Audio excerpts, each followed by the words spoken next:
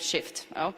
A key mindset shift when talking about entrepreneurship is also this, the creating a culture of risk-taking and failure.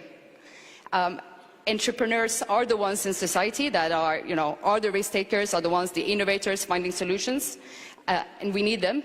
But as long as we disincentivize entrepreneurs, and particularly young entrepreneurs, in many ways,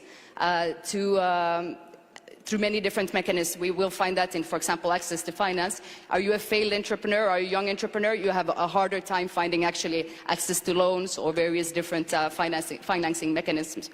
How can governments actually be promoters of risk-taking and pursuing kind of a culture of risk-taking and failure? And staying competitive, I would think, in scaling. So actually that brings me to my next question for Juliette. With regard to building a successful e-commerce platform in Africa, how can e-commerce help? How do you think e-commerce can help African companies be internationally competitive with foreign markets? Thank you very much. I think most often people assume that because e-commerce brings transparency, then it's going to mean that there will be limited opportunities for vendors or players who are within Africa compared to their global counterparts. But in actual fact, it's more of a symbiotic relationship, because you find that if you take an example, a global supplier and a local supplier competing on an e-commerce platform for the same type of product. In most cases, you may find that a global supplier, especially if it's coming from certain markets where there's a certain advantage in terms of manufacturing, the pricing may be better than that of the local supplier. But a local supplier has an advantage in terms of speed of delivery, and these are other parts of a value proposition that are very important to the customer. So to a large extent, even though we have both parties operating on our platform, you find that the conversion rate of the local supplier on our platform is much higher than that of the global supplier. Having said that, I just wanted to use that to set context. Having said that, the transparency that e-commerce creates is a great opportunity for the local players in Africa and all the developing markets to be able to compete effectively in the international market, because the transparency shows you precisely what is your price compared to other players in the market. And then you can start to rework your own, either your sourcing strategy or your manufacturing strategy, or simply even your source of capital. Therefore, it creates that kind of an opportunity for you to begin to relook your entire business model and your revenue model on how to be able to compete. Now, if you were not exposed to a platform such as what e-commerce provides, where you have your pricing compared to every other person, very openly shared, and the customer is a customer simply decides who to purchase from, you probably wouldn't have been thinking along those lines, because you're thinking, okay, how do I, make it as profitable as I can within my own environment. So it does help from the perspective of creating transparency and therefore driving efficiency at the back end for the players. So in addition to creating transparency and in addition to doing other tactics that have helped you become competitive in foreign markets, what are some things that your organization is doing to promote the Sustainable Development Goals?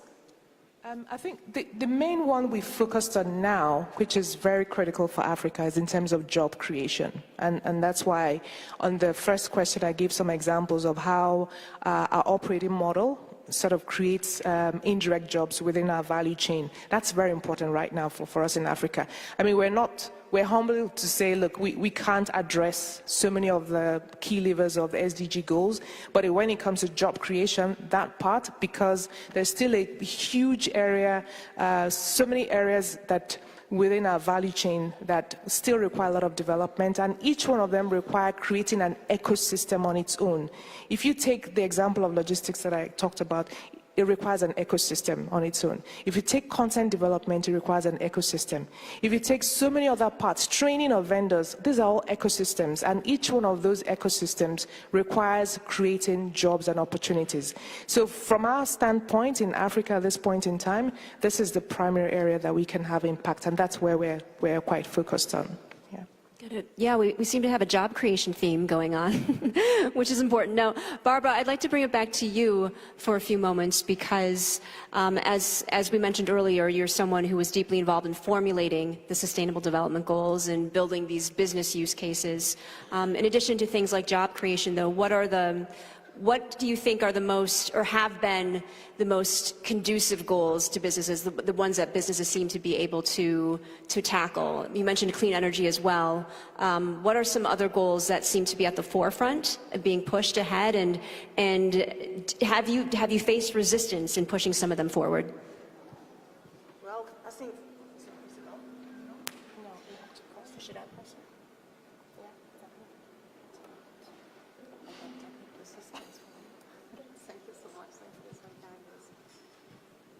I'm so glad to hear today, also in the speeches before, that the Sustainable Development Goals have been really rolled out. And it's not just used by companies, it's used by governments, it's used by NGOs, it's used in our general conversation. So I'm really glad. We worked on it 2 years. And honestly speaking, for me as a business person, I would have loved to have only 3 or 4 in order to be able to prioritize. It's very hard to prioritize with 17 goals, but on the other hand, the advantage is that today it represents really like a song sheet for the world. And, you know, each constituency can find its song in this song sheet. So I think that's great to see. Now, obviously, in companies, there is a lot of resistance. And when you look at what's going on in some European countries, specifically Germany on diesel, and sort of the slow adaptation rate of some of the new technologies, I think you realize that it's not a piece of cake to implement green technologies in companies. But as I have said initially, to position it to show the opportunity for the businesses, for the business managers. And I can tell you there is no company in this world that does not have an opportunity. As an example, we worked with an insurance company, we worked with a bank, with my students in Switzerland, and we developed ideas for them. One is impact investing, and on the insurance side also we found some pockets of growth. So whenever you're involved in a company, there is always an opportunity to go for developing the SDGs. That is always there. And if you use it as an opportunity and you motivate the teams for this opportunity, it's a totally different story than to come with a stick and to say, now we have to do this. What certainly has helped now in Europe is that the new regulation on the CSR reporting has been introduced, as most of you will know, by January 1, 2018. Companies in the European Union must report on non-financial KPIs. And you know, I'm an advocate of what gets measured gets done. So this obviously also is very helpful. But it is not a piece of cake, but I think it needs clear leadership, it needs vision, and then obviously to really find this spot that we were able to find in green lighting and then green technology, or in this bank, impact investing, and then just to go for it. I think that would be my recipe for success. Yes, as well as policy making, which is applicable for our audience here. So I'm going to go to Tadahiro for this one. Being someone who has worked with in so many different fields, kind of bringing things together, like as you said, civil engineering, software development, humanoid robots, you're really ushering in Industry 4.0, which we mentioned earlier. What are some things that you think governments can look into to help Industry 4.0 succeed in achieving the Sustainable Development Goals? Technology should be used to enrich people's lives.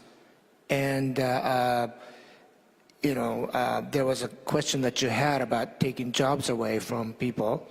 But I think otherwise. I think technology is something that makes things better and create more jobs. For instance, I have a good, very good example. 150 years ago in my country, there were over 100,000 or many, many more, maybe million samurai that lived, that were the ruling class. But with the major restoration, they all lost their jobs. But the new age came, and but they all lost their jobs. But with the new technology that came in, it created more jobs, and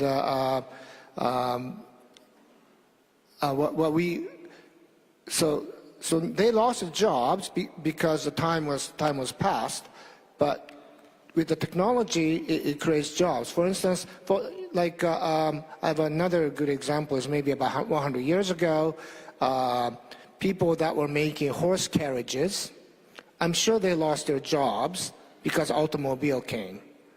But if you just say, oh, I'm a horse carriage maker, and I'm not going to do anything other than that, well, of course you lose your job.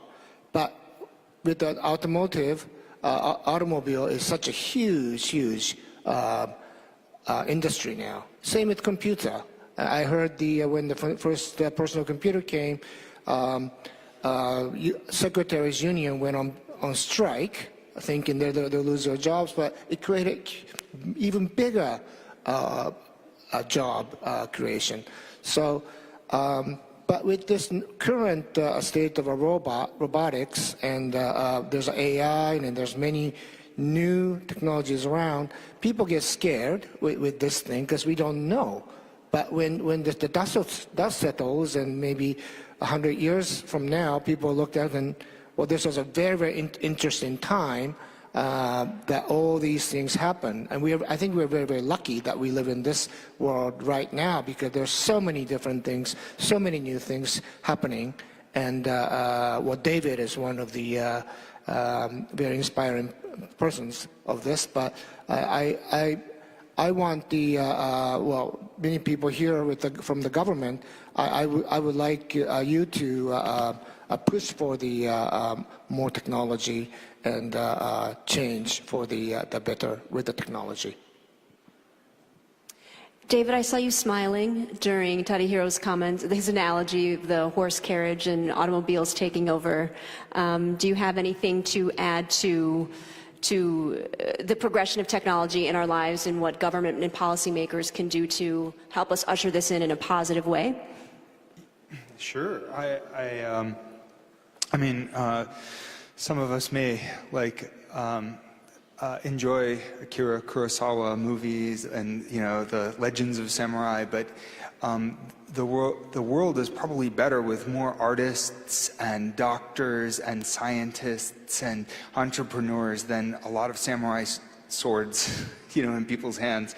And if we can move towards a sort of a peaceful and productive future, then that's great. The idea that automation and AI can reveal hidden opportunities, that in effect, it's a representation of a new kind of money. That money is a placeholder for real-world value, and it's a necessary instrument for representing that value, but usually in a kind of one-dimensional format, just a quantity format. And then all these complicated financial instruments and social structures represent various ways to add dimensions to that. These would be companies and corporate structures and banking structures and this kind of thing. Well, but artificial intelligence really is about representing hidden value in the world, finding that value, creativity, and it's only as valuable as it's adding value to life and increasing the diversity of the human experience. And